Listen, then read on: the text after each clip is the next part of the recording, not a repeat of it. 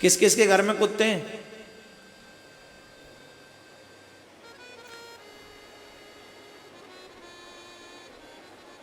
महाराज हमने देखा है बड़े बड़े घर की बहन बेटियां बच्चे, कहां की बात है अभी हम आ ही रहे थे,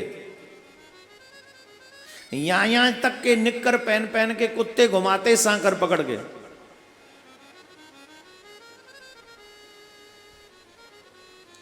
मैं पहले ही कह चुका हूं कुत्तों से हमारे यहां द्वेष नहीं सिखाया गया है, लेकिन कुत्ते घर के भीतर नहीं आ सकते, घर के बाहर ही रहें, वो द्वारपाल हैं, उनके लिए भी रोटी का प्रावधान है हमारे यहां कि आखिरी रोटी कुत्ते के लिए ही होनी चाहिए। लेकिन यहां पर लिखा है जो लोग उच्च कुल में जन्म लेने के बाद भी, मनुष्य होने के बाद भी कुत्ते या गधे पालते हैं और शिकार आदि में लगे रहते हैं तथा शास्त्रों के विपरीत पशुओं का वध करते हैं, मरने के पश्चात वे प्राण रोधक नरक में डाले जाते हैं। वहां यमदूत उन्हें लक्ष्य बनाकर, जो ये करते हैं उनको सजा क्या मिलती है? इस नरक का नाम है प्राण रोधक।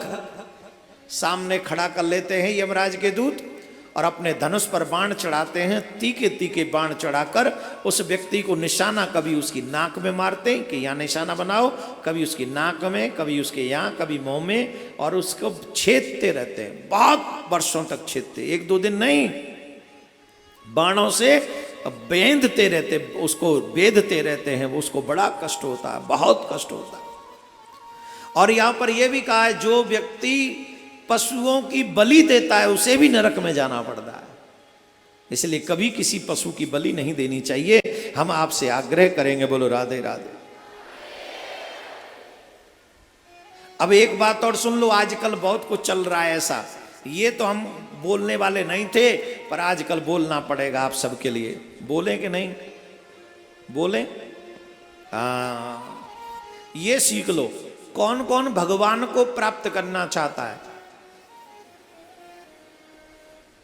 कौन कौन इसी जीवन में भगवान से मिलना चाहता है? सही सही बताओ।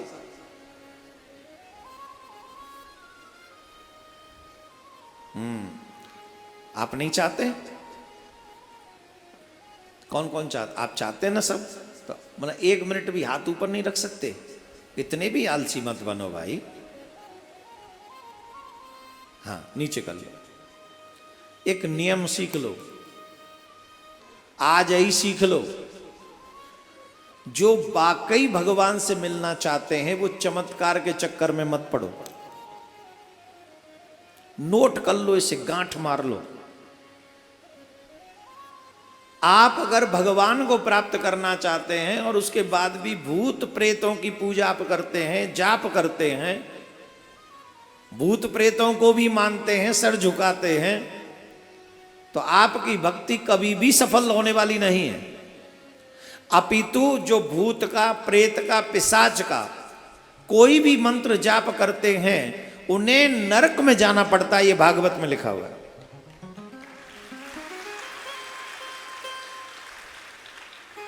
अब हम ऐसे थोड़ी नरक का नाम भी लेके आपकी पूरी कहानी सुनाते हैं। सुनो, जो पुरुष इस लोक में नर्मेदाद के द्वारा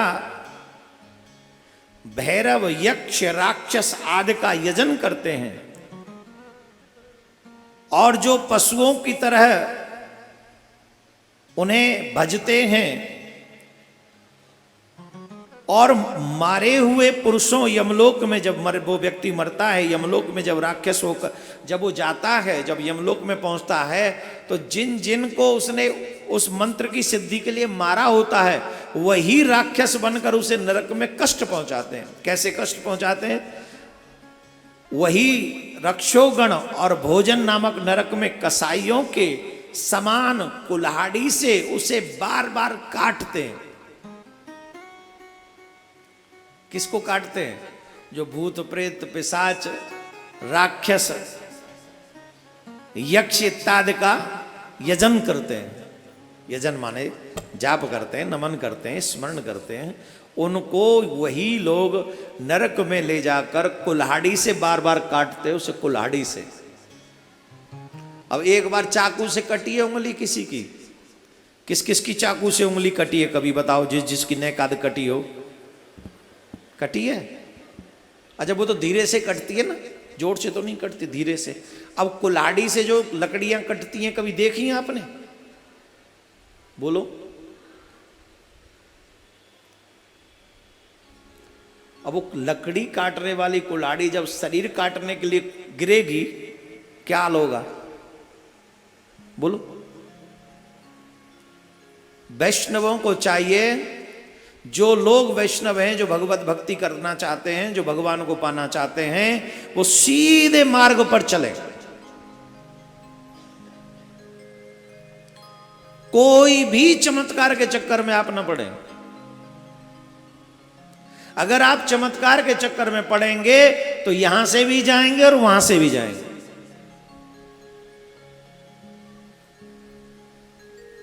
भूत पिशाच निकट नहीं आवे महावीर जब, और तुम भूतों को, यहां हनुमान जी को भी बसते हो और वहां भूतों को भी बसते हो, कैसे काम चलेगा? चाहिए तुम्हें भगवान श्री कृष्ण और भज रहे हो भूत भूत, कैसे काम चलेगा? जैसे पतिव्रता स्त्री से पति कब प्रसन्न होते हैं कि सीधे सिर्फ मुझे बसती है, मेरे अलावा किसी को देखती भी नहीं है, पति बड़ा प्रसन्न हो जाता है। और एक पत्नी इधर उधर यूं यूं यूं यूं यूं यूं बात करती रहे, सबसे मुस्कुरा, और पति बैठे रहे कोने में। अब बताओ वो पति प्रसन्न होगा? अच्छा उल्टा ले लो, पत्नी प्रसन्न होगी? पति सबसे बात करे, पत्नी की तरफ देखे ही ना, या देखे तो कभी कभी हाँ। अब बोलो पत्नी खुश होगी? पत्नी आजकल तो एक शब्द और दूसरों से बड़े हंस हंस के बातें करते हो, हमारे पास आए नहीं कि तुम्हारा मुंह बनो नहीं। ये देवियों को शिकायत रहती है सबको, पता नहीं दूसरों से कैसे हंस हंस के बात कर लेते हो, यहां आके तुम्हारा मुंह लटक जाता है। हाँ या ना? देवियों ऐसी है ना, जैसी पति घर में घुसेगो ऐसे घुसेगो जैसे जुआ में सबको चुहारा हो, अभी आप का चुना बचो। और जैसे ही घर से बाहर जाओ, गाड़ी में बैठे को सीटी मारते हुए गाड़ी चला दो, यूं समझो जैसे घर से बाहर जाओ तो जंग जीत को। राधे राधे बोलना पड़ेगा, जोर से बोलना पड़ेगा। तो ये बात समझ में आ गई कि नहीं आई? तो जैसे पतिव्रता स्त्री से पति प्रसन्न इसलिए रहता है कि पति को छोड़कर वो किसी और को देखती नहीं है, जैसे पत्नी भी अपने पति से खुश रहती है क्योंकि वो उसको छोड़कर किसी को देखती नहीं, वैसे ही परमात्मा भी उन्हीं से प्रसन्न रहता है जो परमात्मा को छोड़कर किसी और को देखते नहीं है।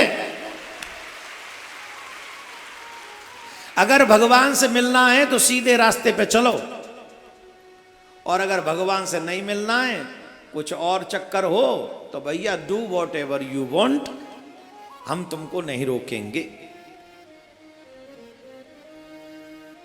समझ गए? मेहंदीपुर बालाजी वही जाए जिस पे उपल्ला चक्कर आता। हाँ हम गए, वहां बड़ा बुरा हाल हो जाता है महाराज, देख देख के, देखने से डर लगता है, इतना बुरा हाल है। और डर तो ये बार और लगता है कहीं एक आध हमारे संग न चल दे। हाँ, और एक भी संग चल गया ना बेटा ले ले है वो काम। तो ये सब नहीं करना चाहिए, सिर्फ भगवान का ही भजन करे, भगवान के ही आगे। तुलसीदास महाराज से सीखे, तुलसी मस्तक तब झुके जब धनुष बाण ले हाथ। भगवान कन्हैया के सामने जाके भी तुलसीदास जी ने कह दिया था, हमारा सर तो तब झुकेगा जब धनुष बाण ले लो, अपनी मुरली छुपा लो। भगवान ने मुरली छिपा ली और अपने भक्त के लिए वो रघुनाथ बन गए। ऐसा भाव जब रहेगा भगवान अवश्य मिलेगा। हमारी इतनी निष्ठा होगी भगवान अवश्य मिलेंगे, इसमें कोई संशय नहीं।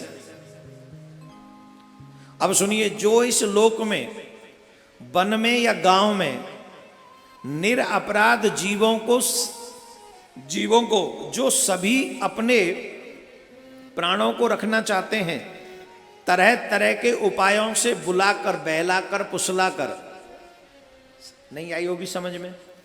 जो जीवात्मा है, चाहे वो मृग है, चाहे वो सिंह है, चाहे वो हाथी है, चाहे वो किसी भी प्रकार के जीव हैं, अब वो अपने प्राण तो रखना चाहते हैं, प्राण तो गंवाना चाहते नहीं, लेकिन कोई मनुष्य बहला कर फुसला कर, किसी को घास दिखाकर, किसी को हम लोग मछली